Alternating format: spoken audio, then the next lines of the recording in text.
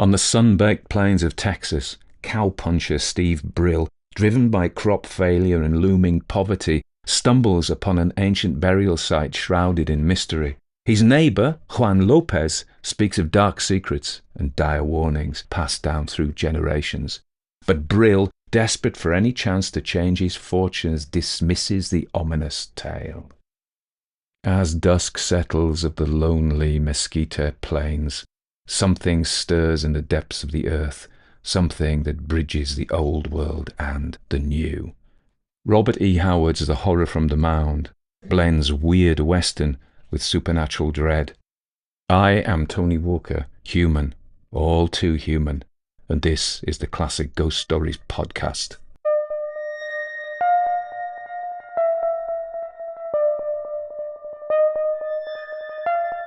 Everybody dies, don't they?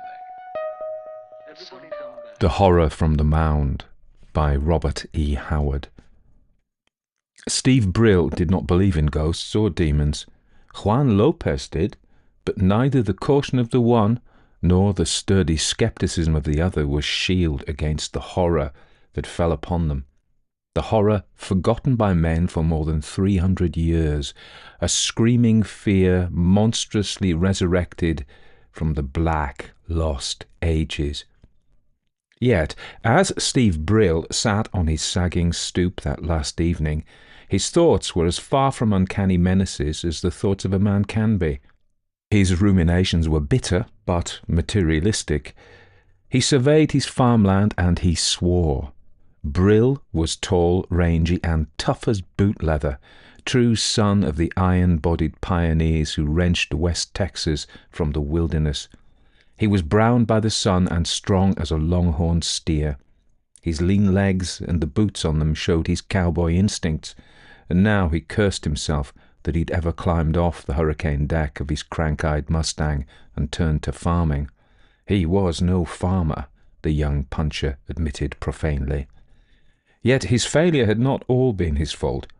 Plentiful rain in the winter, so rare in West Texas, had given promise of good crops, but as usual, things had happened.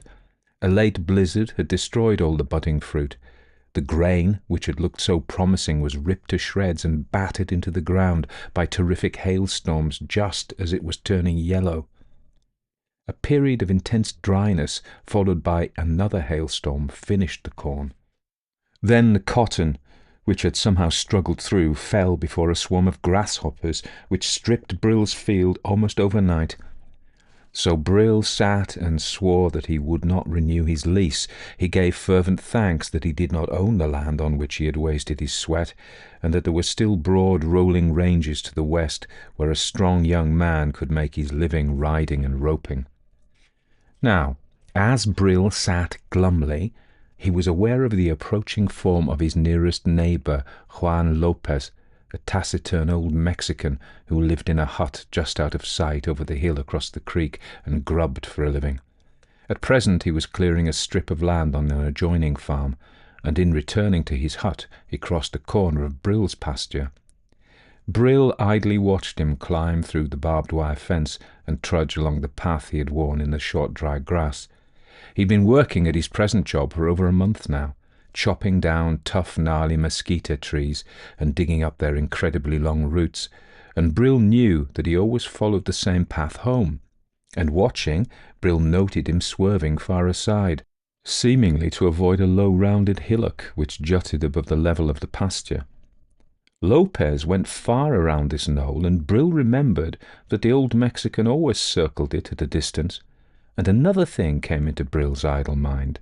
Lopez always increased his gait when he was passing the knoll, and he always managed to get by it before sundown. Yet Mexican labourers generally worked from the first light of dawn to the last glint of twilight, especially at these grubbing jobs when they were paid by the acre and not by the day. Brill's curiosity was aroused. He rose, and sauntering down the slight slope on the crown of which his shack sat, hailed the plodding Mexican. "Hey, Lopez, wait a minute." Lopez halted, looked about, and remained motionless, but unenthusiastic, as the white man approached. "Lopez," said Brill lazily, "it ain't none of my business, but I just wanted to ask you. How come you always go so far round that old Indian mound?" "No sabe," grunted Lopez shortly. "You're a liar," responded Brill genially. "You savvy all right. You speak English as good as me. What's the matter? You think that mound's haunted or something?" Brill could speak Spanish himself and read it too, but like most Anglo-Saxons, he much preferred to speak his own language. Lopez shrugged his shoulders. "It's not a good place. No bueno," he muttered, avoiding Brill's eyes. "Let hidden things rest." "I reckon you're scared of ghosts," Brill bantered. "Shucks, if that is an Indian mound. Them Indians been dead so long their ghosts would be plumb wore out by now." Brill knew that the illiterate Mexicans looked with superstitious aversion on the mounds that are found here and there through the southwest, relics of a past and forgotten age, containing the mouldering bones of chiefs and warriors of a lost race. "Best not to disturb what is hidden in the earth," grunted Lopez. "Bosh," said Brill.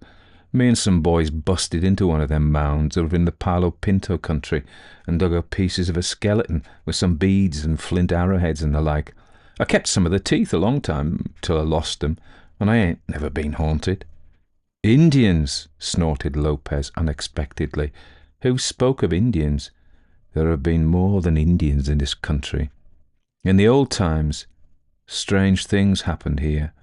I've heard the tales of my people handed down from generation to generation, and my people were here long before yours, Senor Brill." "Yep, you're right, of course," admitted Steve. "First white men in this country were Spaniards.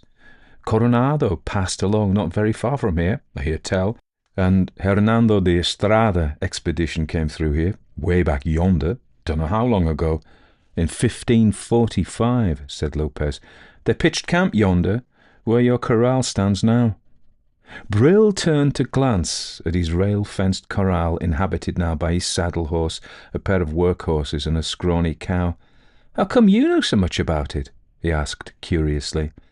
"One of my ancestors marched with de Estrada," answered Lopez.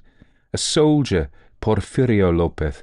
He told his son of that expedition, and he told his son, and so down the family line to me, who have no son to whom I can tell the tale." "I didn't know you were so well connected," said Brill.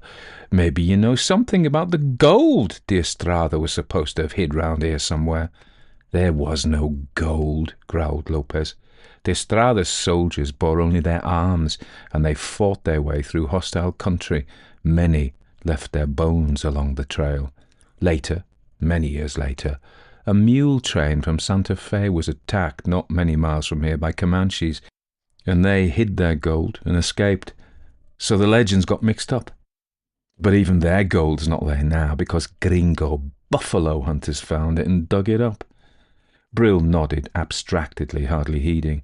Of all the continent of North America, there is no section so haunted by tales of lost or hidden treasure as is the Southwest. Uncounted wealth passed back and forth over the hills and plains of Texas and New Mexico in the old days when Spain owned the gold and silver mines of the New World and controlled the rich fur trade of the West, and echoes of that wealth linger on in tales of golden caches. Some such vagrant dream, born of failure and pressing poverty, rose in Brill's mind. Aloud he spoke. "Well, anyway, I've got nothing else to do, and I believe I'll dig into that old mound and see what I can find." The effect of that simple statement on Lopez was nothing short of shocking. He recoiled, and his swarthy brown face went ashy. His black eyes flared, and he threw up his arms in a gesture of intense expostulation. "Dios no!" he cried. "Don't do that, Senor Brill. There's a curse. My grandfather told me." "Told you what?" asked Brill. Lopez lapsed into sullen silence. "I cannot speak," he muttered. "I'm sworn to silence. Only to an eldest son could I open my heart. But believe me when I say, better had you cut your throat than to break into that accursed mound." "Well," said Brill, impatient of Mexican superstitions, "if it's so bad, why don't you tell me about it? Gimme a logical reason for not busting into it." "I cannot speak," cried the Mexican desperately. "I know.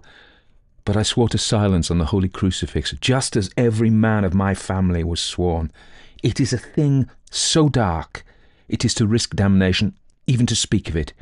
Were I to tell you, I would blast the soul from your body. But I have sworn, and I have no son, so my lips are sealed forever." "Oh, well," said Brill sarcastically, "why don't you write it out?" Lopez started, stared, and to Steve's surprise, caught at the suggestion. "I will. Dios be thanked, the good priest taught me to write when I was a child. My oath said nothing of writing.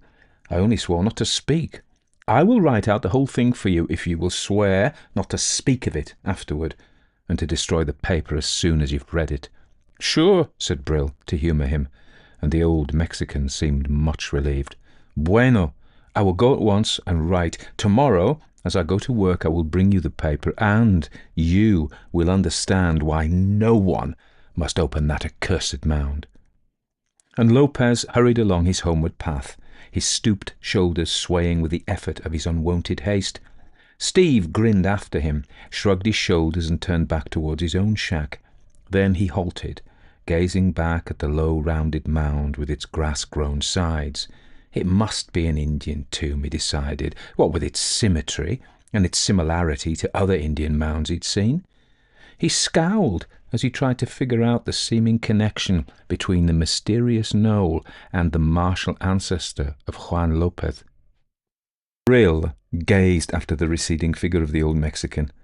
A shallow valley, cut by a half-dry creek bordered with trees and underbrush, lay between Brill's pasture and the low, sloping hill beyond which lay Lopez's shack. Among the trees along the creek bank the old Mexican was disappearing, and Brill came to a sudden decision. Hurrying up the slight slope, he took a pick and a shovel from the tool shed built onto the back of his shack. The sun had not yet set, and Brill believed he could open the mound deep enough to determine its nature before dark. If not, he could work by lantern light. Steve, like most of his breed, lived mostly by impulse, and his present urge was to tear into that mysterious hillock and find what, if anything, was concealed therein. The thought of treasure came again to his mind, piqued by the evasive attitude of Lopez. What if, after all, that grassy heap of brown earth hid riches, virgin ore from forgotten mines, or the minted coinage of old Spain? Was it not possible that the musketeers of de Estrada had themselves reared that pile above a treasure they could not bear away, moulding it in the likeness of an Indian mound to full seekers? Did old Lopez know that? It wouldn't be strange if, knowing of treasure there, the old Mexican refrained from disturbing it. Ridden with grisly, superstitious fears, he might well live out a life of barren toil rather than risk the wrath of lurking ghosts or devils. For the Mexicans say that hidden gold is always accursed, and surely there was supposed to be some especial doom resting on this mound. Well, Brill meditated, Latin Indian devils had no terrors for the Anglo-Saxon, tormented by the demons of drought and storm and crop failure. Steve set to work with the savage energy characteristic of his breed. The task was no light one. The soil, baked by the fierce sun, was iron-hard and mixed with rocks and pebbles. Brill sweated profusely and grunted with his efforts, but the fire of the treasure hunter was on him. He shook the sweat out of his eyes and drove in the pick with mighty strokes that ripped and crumbled the close-packed dirt. The sun went down, and in the long, dreamy summer twilight he worked on, almost oblivious of time or space. He began to be convinced the mound was a genuine Indian tomb, as he found traces of charcoal in the soil. The ancient people which reared these sepulchres had kept fires burning on them for days at some point in the building. All the mounds Steve had ever opened had contained a solid stratum of charcoal a short distance below the surface. But the charcoal traces he found now were scattered about through the soil. His idea of a Spanish-built treasure trove faded, but he persisted. Who knows? Perhaps that strange folk men now called mound builders had treasure of their own, which they laid away with the dead. Then Steve yelped in exultation as his pick rang on a bit of metal. He snatched it up and held it close to his eyes, straining in the waning light. It was caked and corroded with rust, worn almost paper-thin, but he knew it for what it was, a spur rowel, unmistakably Spanish with its long, cruel points, and he halted completely bewildered. No Spaniard ever reared this mound, with its undeniable marks of aboriginal workmanship. Yet how came that relic of Spanish caballeros hidden deep in the packed soil? Brill shook his head and set to work again. He knew that in the centre of the mound, if it were indeed an aboriginal tomb, he would find a narrow chamber built of heavy stones containing the bones of the chief for whom the mound had been reared, and the victims sacrificed above it. And in the gathering darkness he felt his pick strike heavily against something granite-like and unyielding. Examination, by sense of feel as well as by sight, proved it to be a solid block of stone roughly hewn. Doubtless it formed one of the ends of the death chamber. Useless to try and shatter it. Brill chipped and pecked about it, scraping the dirt and pebbles away from the corners until he felt that wrenching it out would be but a matter of sinking the pick point underneath and levering it out. But now he was suddenly aware that darkness had come on. In the young moon, objects were dim and shadowy. His mustang nickered in the corral whence came the comfortable crunch of tired beasts' jaws on corn. A whippoorwill called eerily from the dark shadows of the narrow winding creek. Brill straightened reluctantly. Better get a lantern and continue his explorations by its light. He felt in his pocket with some idea of wrenching out the stone and exploring the cavity by the aid of matches. Then he stiffened. Was it imagination that he heard a faint sinister rustling which seemed to come from behind the blocking stone? Snakes! Doubtless they had holes somewhere about the base of the mound, and there might be a dozen big diamond-backed rattlers coiled up in that cave-like interior, waiting for him to put his hand among them. He shivered slightly at the thought, and backed away out of the excavation he'd made.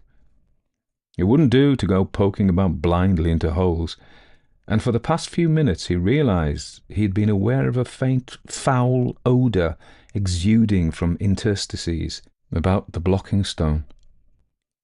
Though he admitted that the smell suggested reptiles no more than it did any other menacing scent, it had a charnel house reek about it.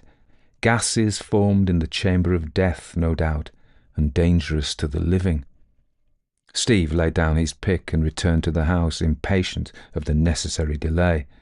Entering the dark building, he struck a match and located his kerosene lantern hanging on its nail on the wall. Shaking it, he satisfied himself that it was nearly full of coal oil and lighted it. Then he fared forth again, for his eagerness would not allow him to pause long enough for a bite of food. The mere opening of the mound intrigued him, as it must always intrigue a man of imagination, and the discovery of the Spanish spur had whetted his curiosity. He hurried from his shack, the swinging lantern casting long, distorted shadows ahead of him and behind. He chuckled as he visualized Lopez's thoughts and actions when he learned on the morrow that the forbidden mound had been pried into. A good thing he opened it that evening, Brill reflected. Lopez might even have tried to prevent him meddling with it had he known. In the dreamy hush of the summer night, Brill reached the mound, lifted his lantern, swore bewilderedly. The lantern revealed his excavations, his tools lying carelessly where he dropped them, and a black, gaping aperture. The great blocking stone lay in the bottom of the excavation he'd made, as if thrust carelessly aside. Warily he thrust the lantern forward and peered into the small cave-like chamber, expecting to see he knew not what. Nothing met his eyes except the bare rock sides of a long, narrow cell, large enough to receive a man's body, which had apparently been built up of roughly hewn square-cut stones, cunningly and strongly joined together. "Lopez!" exclaimed Steve furiously. "The dirty coyote! He's been watching me work, and when I went after the lantern, he snuck up and pried the rock out and grabbed whatever was in there, I reckon. Blast his greasy hide, I'll fix him." Savagely, he extinguished the lantern and glared across the shallow, brush-grown valley. And as he looked, he stiffened. Over the corner of the hill, on the other side of which the shack of Lopez stood, a shadow moved.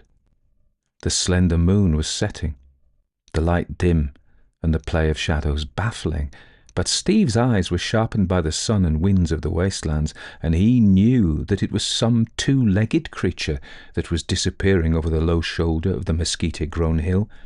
"Beating it to his shack," snarled Brill. "He's sure got something, or he wouldn't be travelling at that speed." Brill swallowed, wondering why a peculiar trembling had suddenly taken hold of him. What was there unusual about a thieving old greaser running home with his loot? Brill tried to drown the feeling that there was something peculiar about the gait of the dim shadow, which had seemed to move with a sort of slinking lope. There must have been need for swiftness when stocky old Juan Lopez elected to travel at such a strange pace. "Whatever he found is as much mine as his," swore Brill, trying to get off his mind the abnormal aspect of the figure's flight. "I got this land leased, and I done all the work digging. A curse, heck! No wonder he sold me that stuff, wanting me to leave it alone so he could get it himself. It's a wonder he ain't dug it up long before this, but you can't never tell about them spigs." Brill, as he meditated thus, was striding down the gentle slope of the pasture which led down the creek bed. He passed into the shadows of the trees and dense underbrush, and walked across the dry creek bed, noting absently that neither whippoorwill nor hoot owl called in the darkness. There was a waiting, listening tenseness in the night that he didn't like. The shadows in the creek bed seemed too thick, too breathless. He wished he hadn't blown out the lantern which he still carried, and was glad he had brought the pick gripped like a battle-axe in his right hand. He had an impulse to whistle just to break the silence, then swore and dismissed the thought. Yet he was glad when he clambered up the low opposite bank and emerged into the starlight. He walked up the slope and onto the hill, and looked down on the mesquite flat wherein stood Lopez's squalid hut. A light showed at the one window. "Packing his things for a getaway, I reckon," grunted Steve. "Ow! What the—" He staggered, as from a physical impact, as a frightful scream knifed the stillness. He wanted to clap his hands over his ears to shut out the horror of that cry, which rose unbearably, and then broke into an abhorrent gurgle. Good God! Steve felt the cold sweat spring out upon him. Lopez or somebody. Even as he gasped the words, he was running down the hill as fast as his long legs could carry him. Some unspeakable horror was taking place in that lonely hut, but he was going to investigate it, even if it meant facing the devil himself. He tightened his grip on his pick handle as he ran. Wandering prowlers murdering old Lopez for the loot he'd taken from the Mound, Steve thought, and forgot his wrath. It would go hard for anyone he caught molesting the old scoundrel, thief though he might be.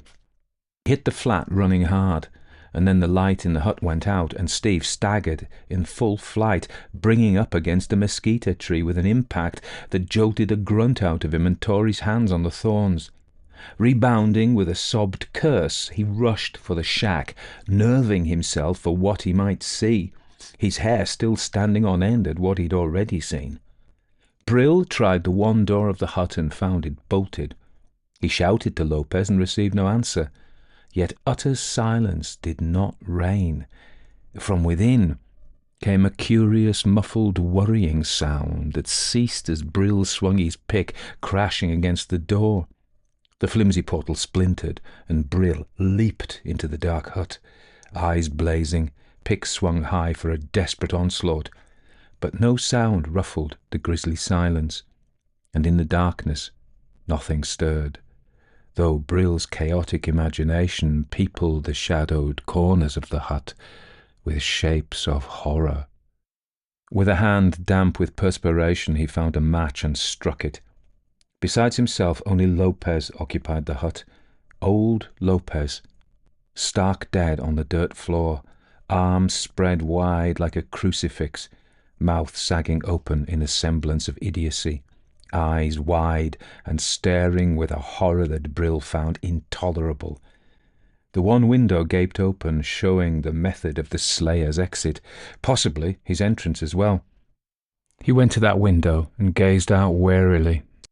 He saw only the sloping hillside on one hand and the Mesquite flat on the other. He stared. Was that a hint of movement among the stunted shadows of the mesquites and chaparral, or had he but imagined he glimpsed a dim loping figure among the trees? He turned back as the match burned down to his fingers. He lit the old coal-oil lamp on the rude table, cursing as he burned his hand.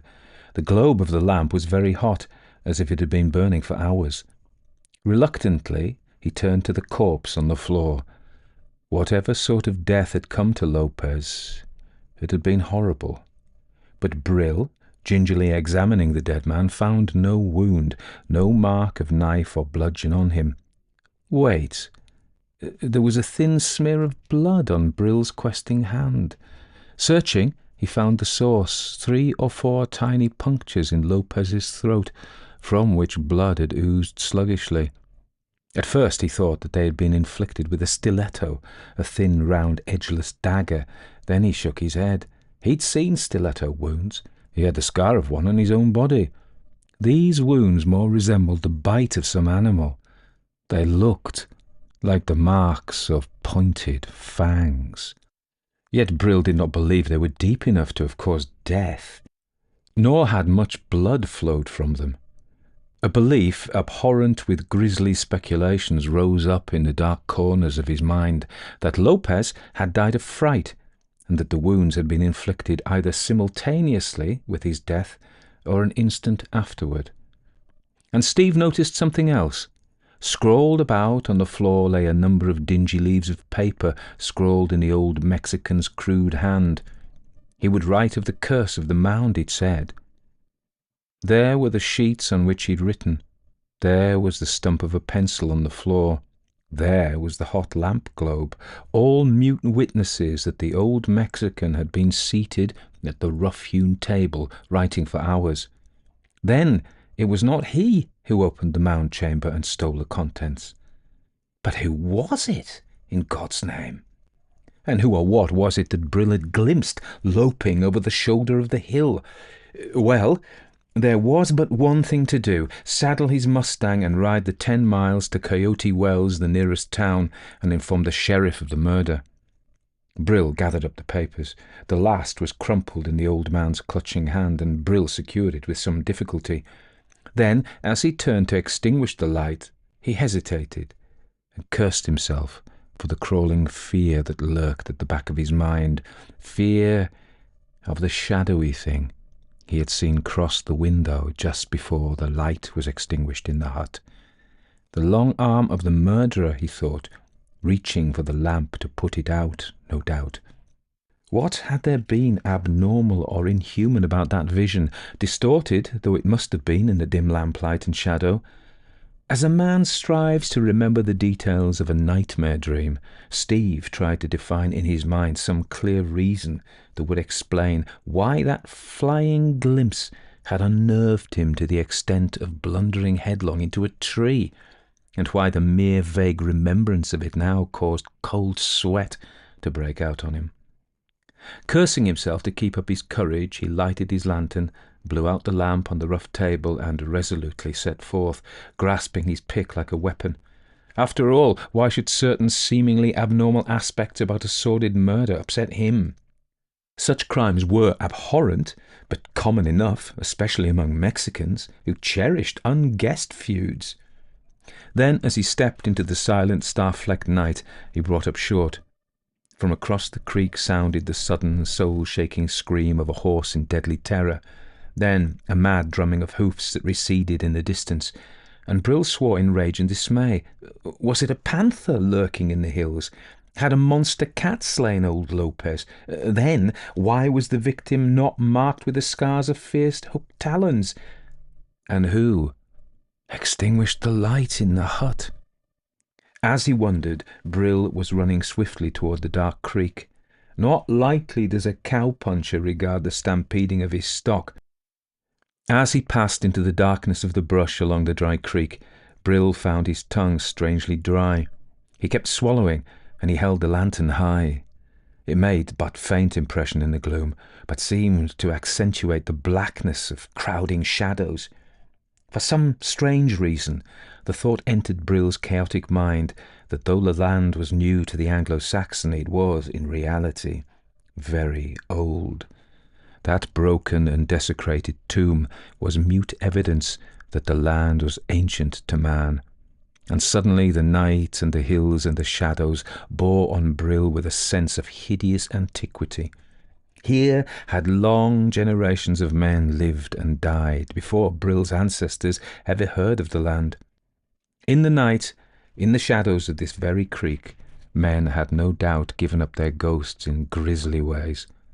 With these reflections, Brill hurried through the shadows of the thick trees. He breathed deeply in relief when he emerged from the trees on his own side.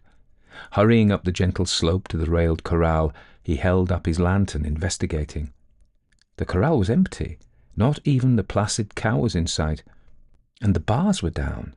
That pointed to human agency, and the affair took on a newly sinister aspect. Someone did not intend that Brill should ride to Coyote Wells that night. It meant that the murderer intended making his getaway and wanted a good start on the law. Or else, Brill grinned wryly. Far away across a mesquite flat, he believed he could still catch the faint and faraway noise of running horses. What in God's name had given him such a fright? A cold finger of fear played shudderingly on Brill's spine. Steve headed for the house. He did not enter boldly. He crept clear round the shack, peering shudderingly into the dark windows, listening with painful intensity for some sound to betray the presence of the lurking killer. At last, he ventured to open the door and step in. He threw the door back against the wall to find if anyone were hiding behind it, lifted the lantern high and stepped in, heart-pounding, pick gripped fiercely, his feelings a mixture of fear and red rage. But no hidden assassin leaped upon him, and a wary exploration of the shack revealed nothing. With a sigh of relief, Brill locked the doors, made fast the windows, and lighted his old coal-oil lamp.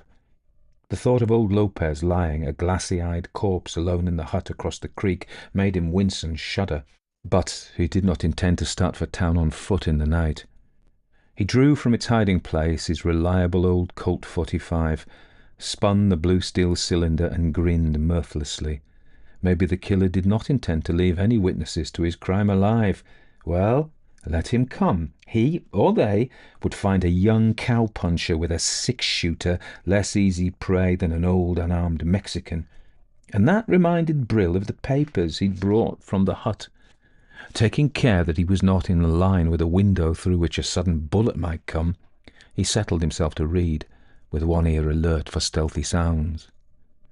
And as he read the crude, laborious script, a slow, cold horror grew in his soul.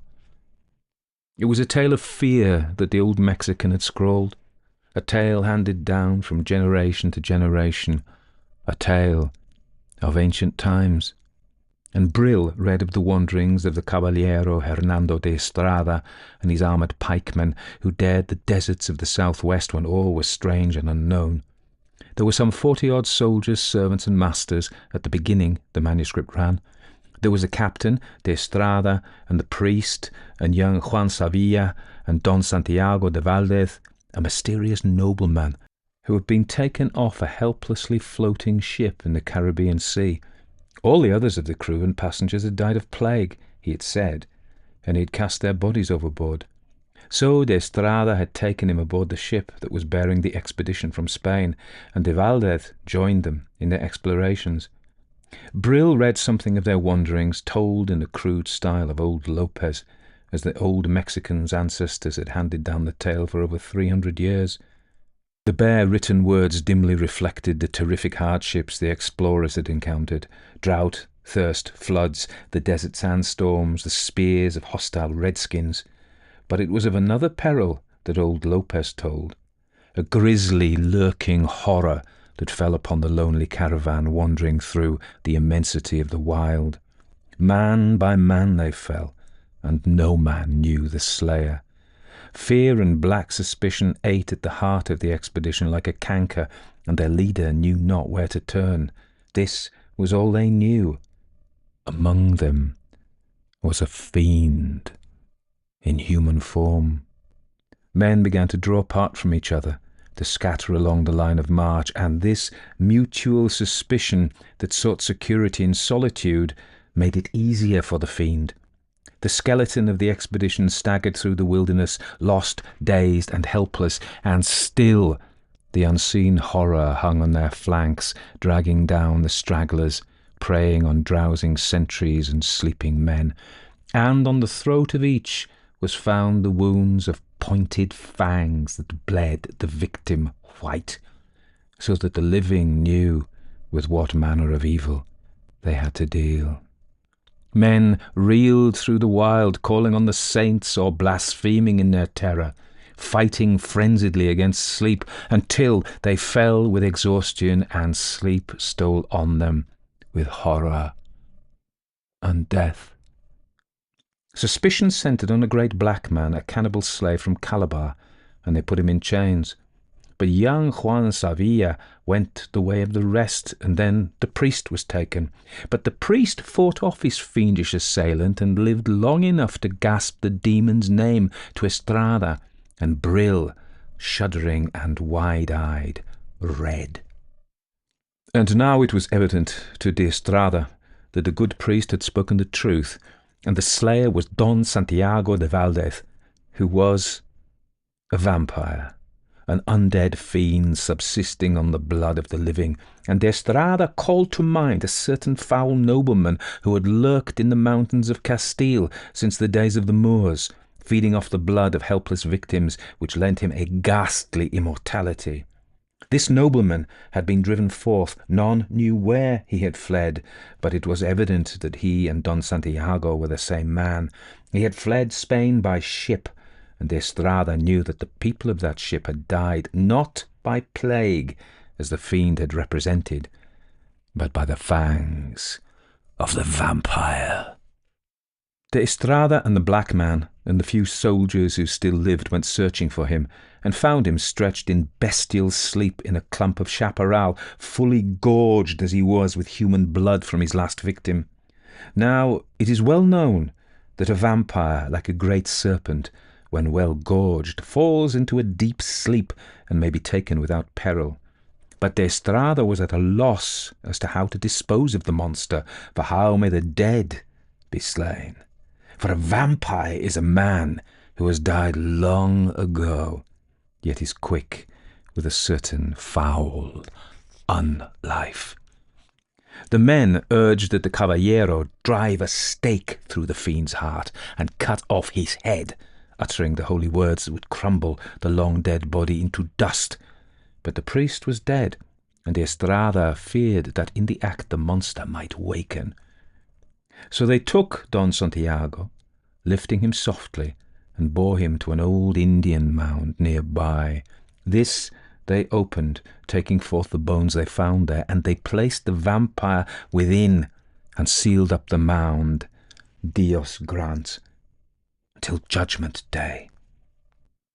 It is a place accursed, and I wish I had starved elsewhere before I came into this part of the country seeking work, for I have known of the land and the creek and the mound with its terrible secret ever since childhood. So you see, Senor Brill, why you must not open the mound and wake the fiend.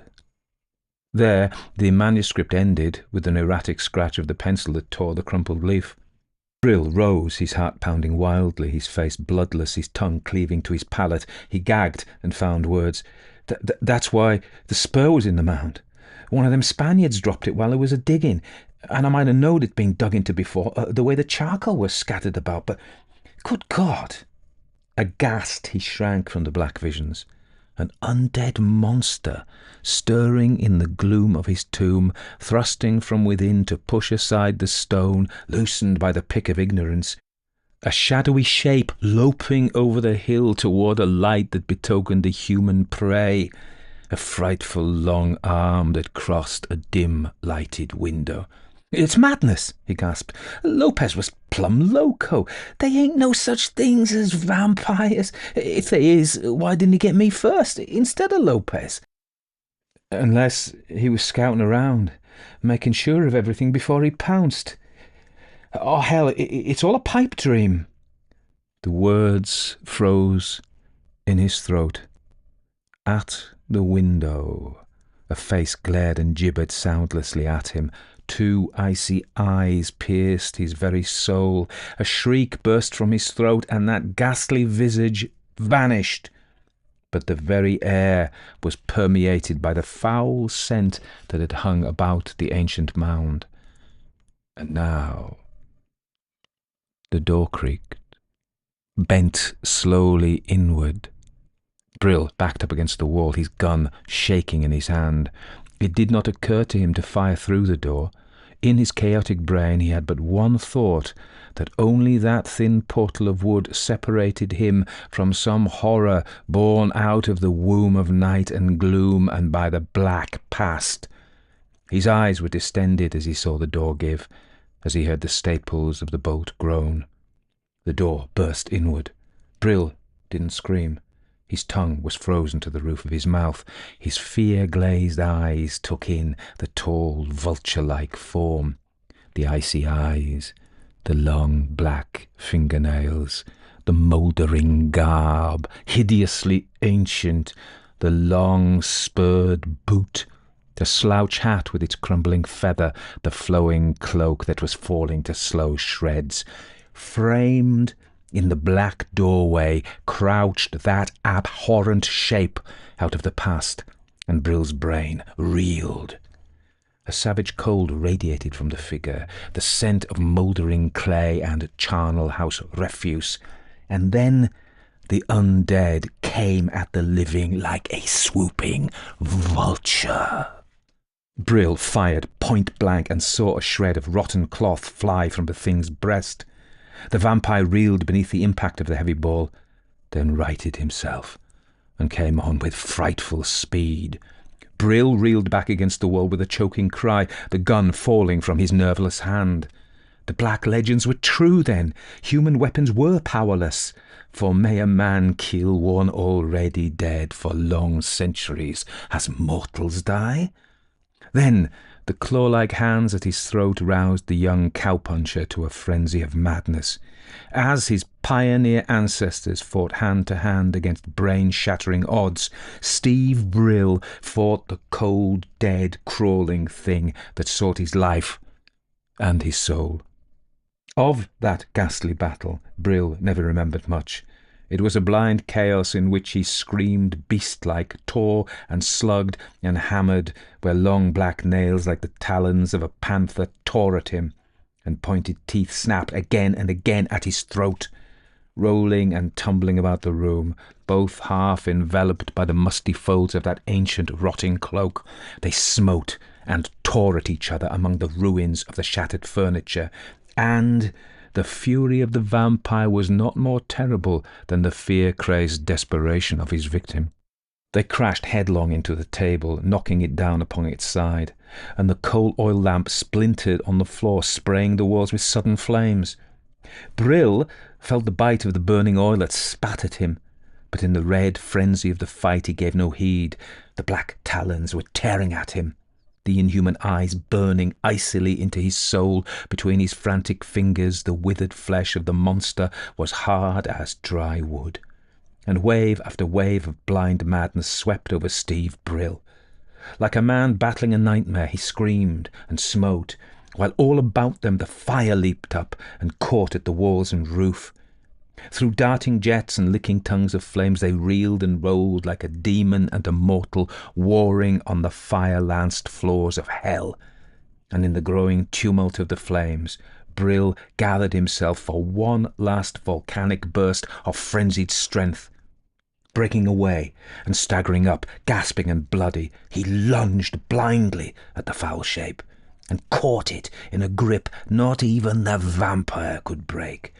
And whirling his fiendish assailant bodily on high, he dashed him down across the up-tilted edge of the fallen table as a man might break a stick of wood across his knee. Something cracked like a snapping branch, and the vampire fell from Brill's grasp to writhe in a strange, broken posture on the burning floor. Yet it was not dead, for its flaming eyes still burned on Brill with a ghastly hunger, and it strove to crawl toward him with its broken spine as a dying snake crawls. Brill, reeling and gasping, shook the blood from his eyes and staggered blindly through the broken door. And, as a man runs from the portals of hell, he ran stumblingly through the mesquite and chaparral until he fell from utter exhaustion. Looking back, he saw the flames of the burning house and thanked God that it would burn until the very bones of Don Santiago de Valdez were utterly consumed and destroyed from the knowledge of men.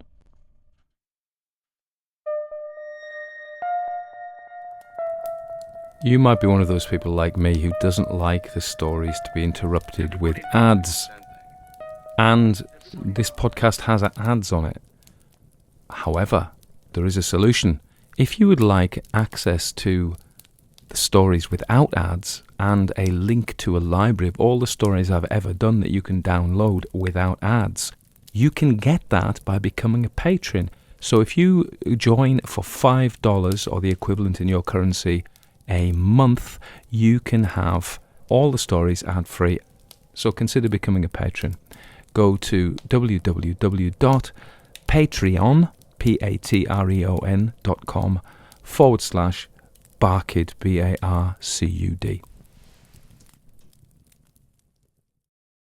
So that was The Horror from the Mound by Robert E. Howard. And I'm going to say something about Robert E. Howard.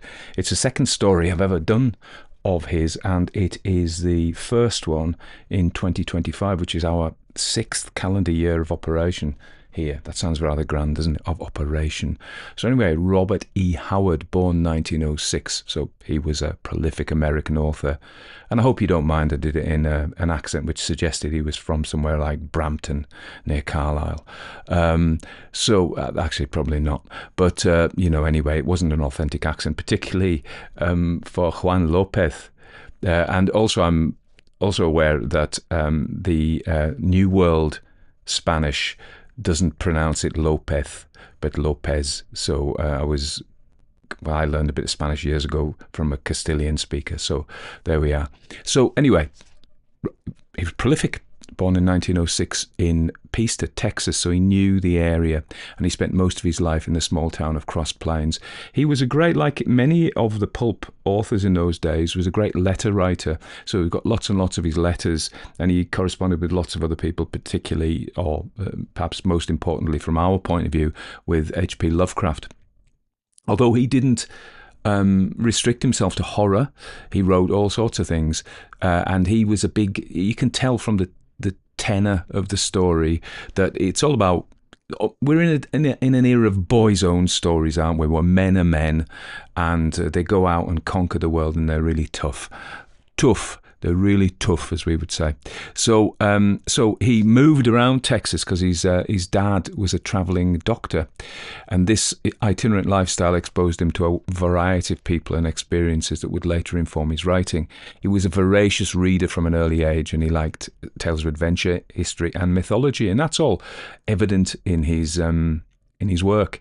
In his late teens, he began submitting stories to pulp magazines, and he was first published in 1924, so that makes 18 years old in the magazine Weird Tales.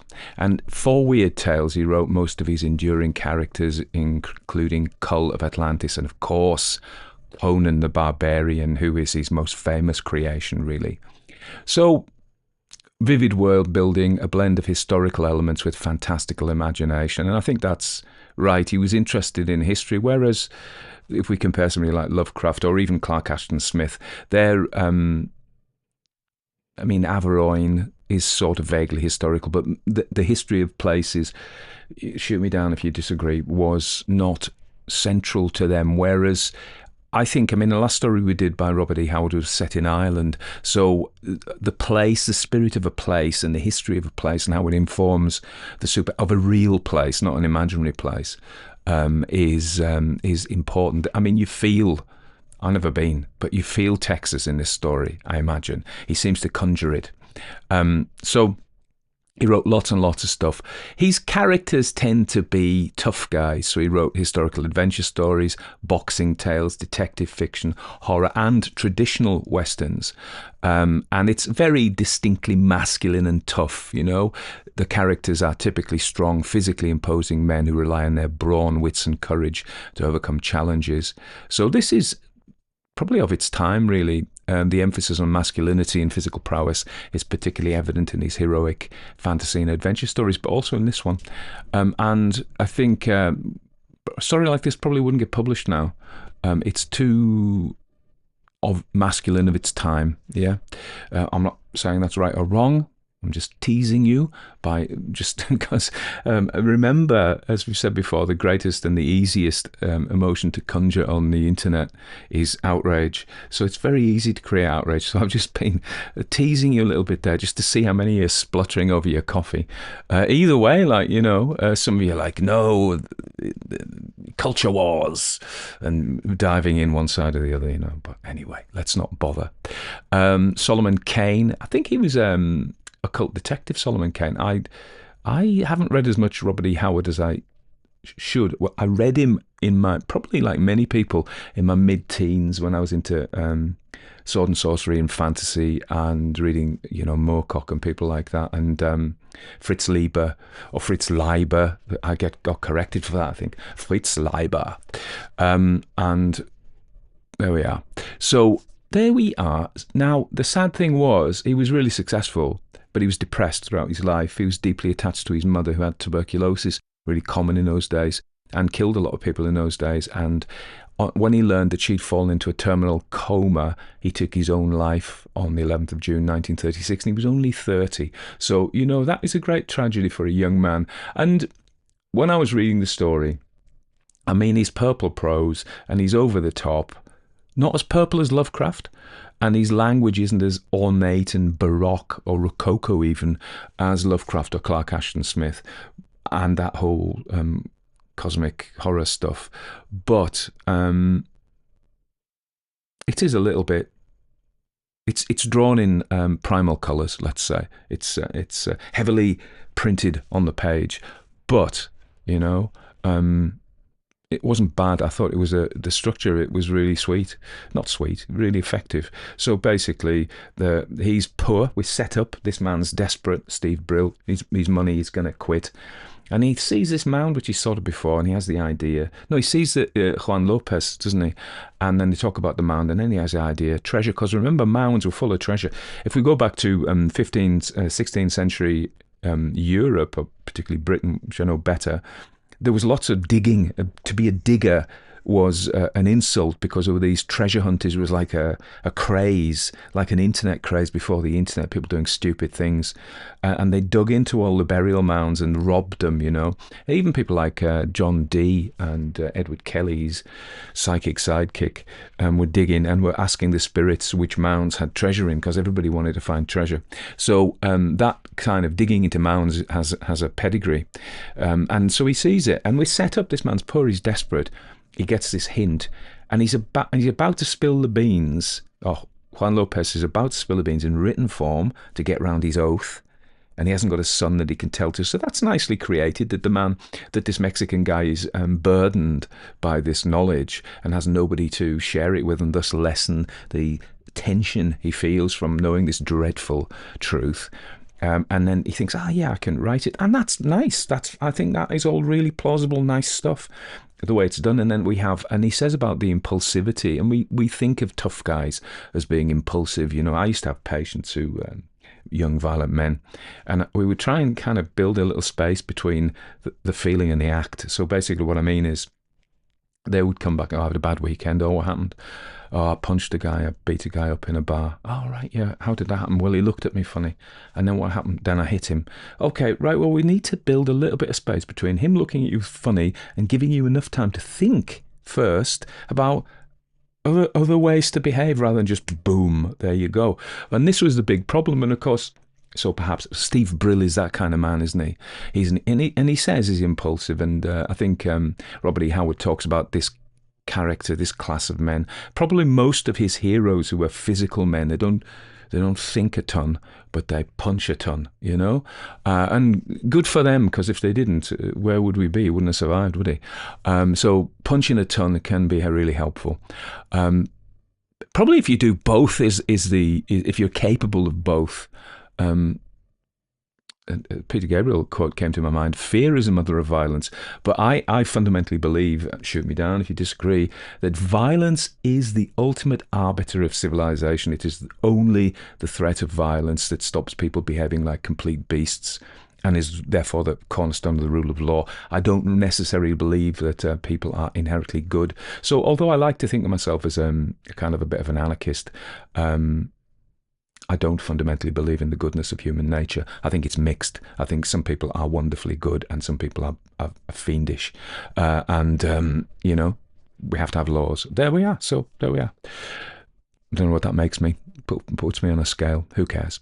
And so he wrote the book. He wrote the story. Yeah, I was going about the structure now. You know how I get sidetracked. So, and then he's too impulsive. He digs. He sets the vampire free. He isn't the victim of it, and he has in his heart enough of a feeling, a vaguely small feeling of sympathy for Juan Lopez, who gets gobbled up because of his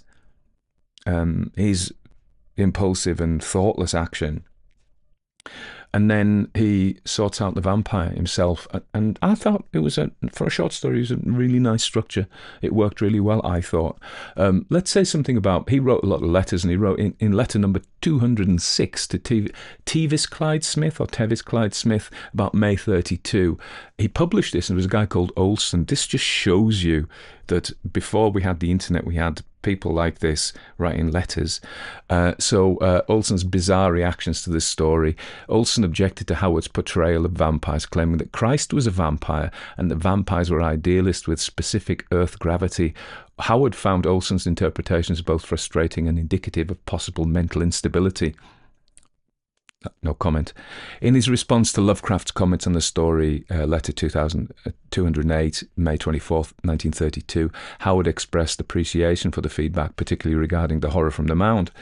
You can see Lovecraft liking this story. He also shared more about Olson's strange communications, noting that he had never responded to Olson's letters, despite the temptation to do so. So don't do it. So these days I have a strict policy. If I get weird, vaguely hostile, not even vaguely hostile in some cases, I just kind of block them. And there's a great thing on the podcast on Spotify. I can just delete it and I can block the user. I can't on Apple Podcasts, whatever they say sticks. So if you want to read some unpleasant things said about me, go on Apple. Most of them are great, but go on that one. And on YouTube, I just kind of, you can hide them, so they rant and rave in complete silence. They're the only people. I can't see it, nobody else can see it, so it's a really useful thing. He could have done with that for Olson. I wanted to say something of the genre of the weird Western. So this is good, isn't it? He writes Western stories, and then he has the weird Western story, which is what this is.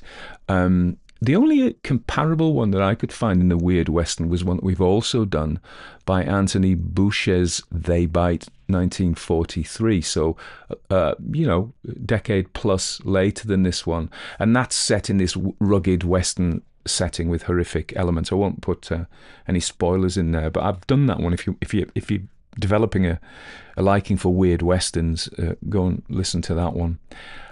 They've, in comic books and films, I remember, was it Aliens and Cowboys? That was a cracker, that one.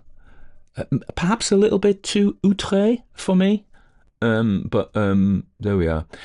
The other thing we said about the weird Western, the other theme to talk about perhaps is vampires in the Wild West. So this isn't. It is a vampire story, of course. It's clearly a vampire story. It says it's a vampire. So, but it isn't usually included in anthologies of vampire stories. I should say where I got this book of Howard's.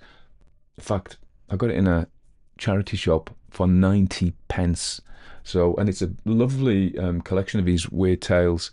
So I couldn't not buy that, could I? And it adds to my creaking pile of books there, which may bring the floor in at some point. But unless I really read them really fast. But okay, so in what ways is it a traditional vampire story? Well, Don Santiago de Valdez is an ancient European nobleman. He's not from Eastern Europe, but he's from Gothic Spain. Listen, you look at you think of, Poe and the Spanish Inquisition. He's used to the Spanish Inquisition, and Goya, the artist Goya. There's deeply Gothic things in Spain, even though it's not Eastern European, it's Western European. But so the vampire is a European nobleman, just like Dracula, just like Count Orlok. I went to see Nosferatu recently, and I enjoyed it. I found it quite horrid, and it made me think a lot. So, and it was beautifully shot as well. So I really liked it, but it is relatively disturbing, I thought. So anyway, back to this story. We have a Spanish vampire, but he is an ancient European nobleman from ancient times, infected with vampirism, but just imported to Texas. I think it's really interesting that he ends up in a Native American burial mound. I think that's about linking him to the ancientness of, and there is the unknownness about. Steve Brill digs into the mound, and the other good clue was at the end that he mentioned the charcoal being spread around, and at the end we get an exposition. That's like a detective story trick.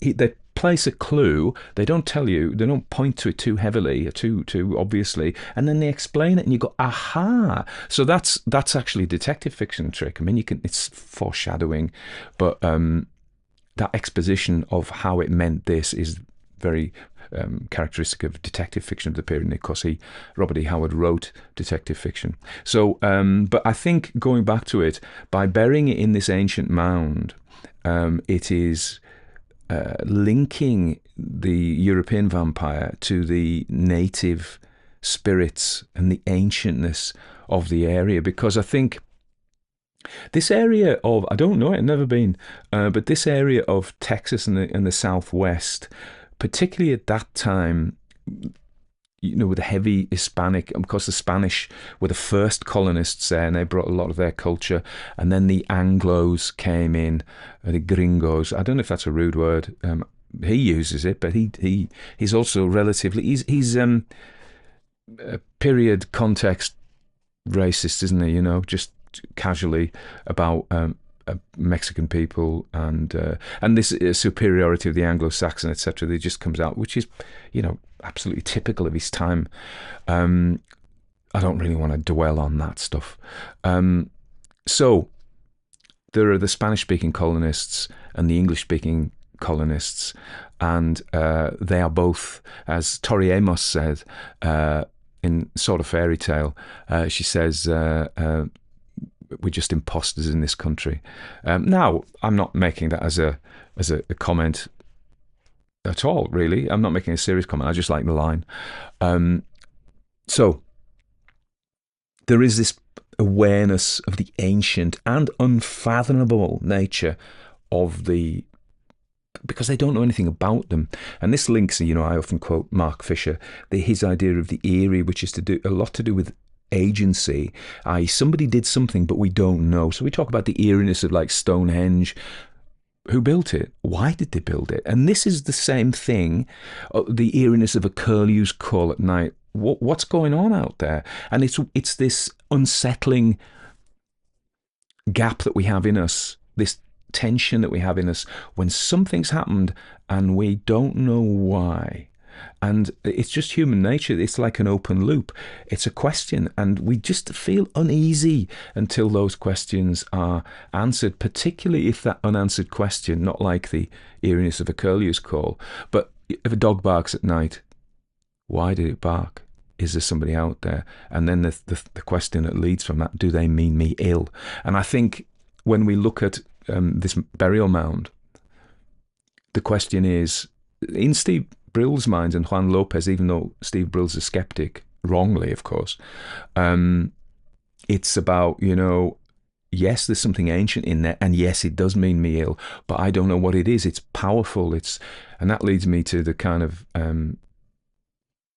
the final thing I wanted to say about what is different about this vampire.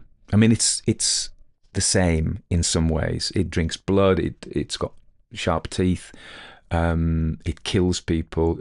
It is ancient. It's a nobleman. It's inhuman. Was human, but no longer human. So all that's right. Now, the two things in this, the first thing is it's in the Wild West. So that's three things. I don't know if it's wrong to say the Wild West now. You can't keep up with what's wrong anymore. I'm just old. I'm sorry. And the second thing is he fights it. And he's punching it, he's a tough guy. So this is actually novel, because can you imagine Jonathan Harker getting in a fist fight with Dracula? He's not going to last long. Or the dad fighting Carmilla hand to hand, like put up your dukes. It's not going to happen, is it? Whereas this guy, because of the toughness of the character, the tough nature, the frontiersman type thing, he can punch it out, he can slug it out with the vampire and win. And of course, he wins with the aid of fire.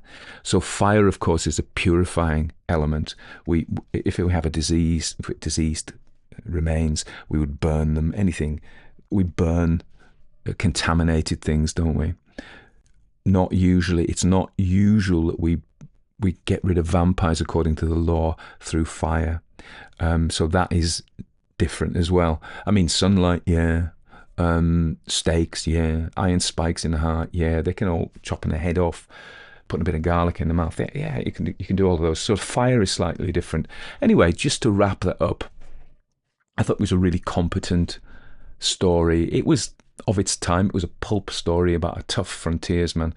Of course, all the time I'm reading about Texas, I'm thinking about, the back of my mind has been seared by Cormac McCarthy's Blood Meridian, which was a harrowing read. And so I guess when I'm reading this story, without really trying, I've got Blood Meridian haunting me, which adds to the atmosphere, the gut-wrenching awfulness of the atmosphere. Anyway, there we are. Not a bad story. First in 2025. I liked it. I should actually give an out of 10. I think you probably think I love each story I do, but that's not true. I have to like them a bit, or else I wouldn't do them.